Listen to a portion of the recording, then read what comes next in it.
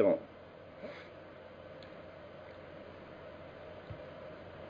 mediante a experiência você entende isso aqui, que a presente vida corporal não é senão uma fração diminuta da nossa realidade e, portanto, o conhecimento que adquirimos dentro do limite, vamos dizer, da vivência corporal é uma aparência dentro de uma aparência.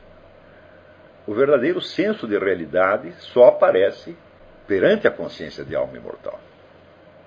Antes não, antes você confunde o senso de realidade com o senso de intensidade da experiência corporal, por exemplo. E por isso que as pessoas buscam, por exemplo,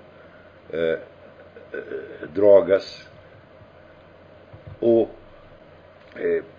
prazeres sexuais incessantes para ter o que eles chamam uma sensação de realidade, para escapar de uma angustiante sensação de vazio.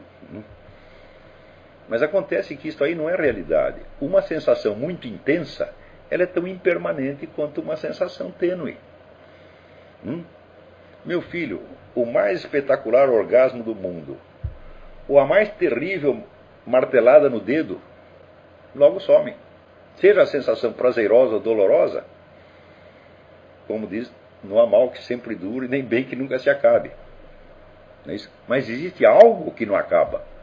É o que é real, é o que tem fundamento ontológico. Está entendendo? E que está, por assim dizer, acima das sensações de dor e prazer que nós temos durante a vida. Porque todas essas sensações estão abrangidas dentro dele, como possibilidade dele. Está entendendo? Mais ainda, as sensações corporais, experiências terrestres, etc., etc., a partir do momento em que você passa para este outro plano de atenção, elas são, em vez de elas desaparecerem, elas são tremendamente valorizadas. Porque aí, o que quer que você vivencie no plano terrestre, ecoa alguma coisa na eternidade. Então, aí, vamos dizer, as experiências, elas começam a ter um outro valor. É claro que, vamos dizer, esta tomada de consciência, vamos dizer, do eu permanente, ela por sua vez é impermanente. Por quê? A partir do momento que você percebeu aquilo, bom, a mente e o corpo continuam funcionando, e continuam te dando impressões fugazes que não param. Mas ainda, num primeiro momento, essa atividade mental e sensitiva, ela pode até aumentar. Tá certo? Porque aí é o que se chama terror-pânico.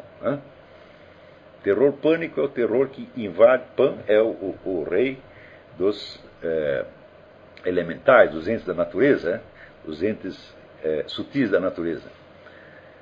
E o terror-pânico, na mitologia grega, é o que acontecia entre esses entes, e portanto em todos os seres da natureza, por exemplo, perante o raio, que vai simbolizar então a entrada do espírito. Não é isso? Então, o espírito aterroriza a natureza. E daí começa a se agitar. Nisso a mesma coisa vai acontecer em você. Tá certo? Quando se agitar, você calma aí, meu filho, não vai estar acontecendo nada. Você não pode lutar contra as suas percepções corporais ou o seu movimento mental. Você tem que abrangê-lo e acalmá-lo. Sempre lembrando o seguinte, que tudo aquilo que você está pensando então, está dentro da esfera do seu eu permanente, não fora. Então não se trata de você se desligar do corpo e da mente, não se trata de você eliminar o eu, mas ao contrário, simplesmente trata-se de dizer as coisas como elas são. Trata-se de você se instalar conscientemente naquilo que você já sabe que é a base permanente da sua existência, que é o seu senso de permanência ao longo do tempo. Deu para entender? Então, é claro que para fazer isso, você tem, em primeiro lugar, você tem que se livrar desse esquema imaginário que está presente na nossa cultura, que é o de conceber a imortalidade como uma coisa que acontece depois da morte. Quer dizer, que você passa da mortalidade para a imortalidade. Isso é absurdo, inteiramente absurdo. Quer você acredite ou não em imortalidade, quer as pessoas acreditem ou não em imortalidade, é esse o conceito de imortalidade que ela geralmente tem. E esse conceito ele é autocontraditório. Então você buscar na realidade uma coisa que é autocontraditória é que nem procurar. Quer dizer, é mais fácil procurar chifre na cabeça de cavalo do que isso. Chifre na cabeça de cavalo não é impossível, apenas uma impossibilidade biológica que a natureza pode violar de vez em quando. Mas, você procurar sinais de uma imortalidade como sendo um outro estado no qual você entra depois de morrer, e procurar isso em vida, eu digo, meu filho, não vai dar. Daí é aquele negócio do Jorge Luiz Borges, que a metafísica é um homem cego num quarto escuro buscando um gato preto que não está lá. Tá certo? Então você vai estar fazendo exatamente isso. Ou você busca os sinais da imortalidade naquilo que a presentifica aqui e agora, ou você não vai encontrar jamais. Pois é claro que, se além disto coincide de você ter alguma experiência paranormal que lhe abra o acesso ao conhecimento supracorporal, sorte sua, porque daí você tem mais um motivo para estar consciente desta sua própria supracorporeidade. É?